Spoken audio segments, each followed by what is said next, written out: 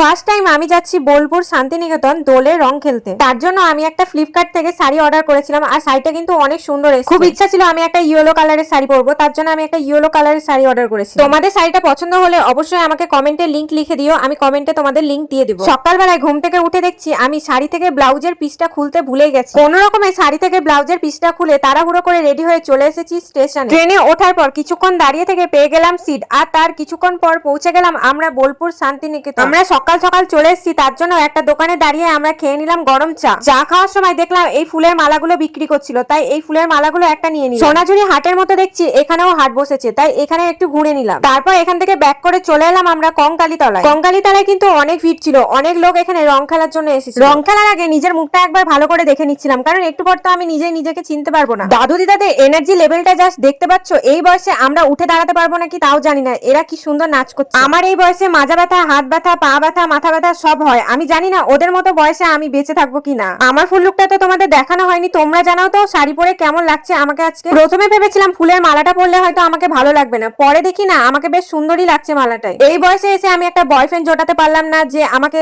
আবিরের সাথে সিঁদুর মিশিয়ে পরিয়ে দিবে আর আমার বিয়ে হয়ে যাবে। ছোট্ট ছোট্ট বাচ্চা মেয়েদের দেখি বয়ফ্রেন্ডের হাতে আবিরকে সিঁদুর ভেবে পরে নেয়, আর আমার স্বপ্নটা স্বপ্নই থেকে গেল, বাস্তব আর হলো না। এটা ভেবে মন খারাপ করে চলে এলাম প্রান্তিক স্টেশনে। স্টেশনে এসে নিয়ে নিলাম কিছু খাবার, আর তারপর উঠে পড়লাম ট্রেনে। ট্রেনে কিন্তু অনেক ভিড় ছিল। ট্রেনে যাওয়ার সময় সিট পেয়েছিলাম, কিন্তু আসার সময় একটাও সিট পাইনি, অনেক ভিড়। ট্রেন থেকে নেমে উঠে পড়লাম একটা টোটোয়, আর এখন আমি বাড়ি যাই। সবাইকে টাটা।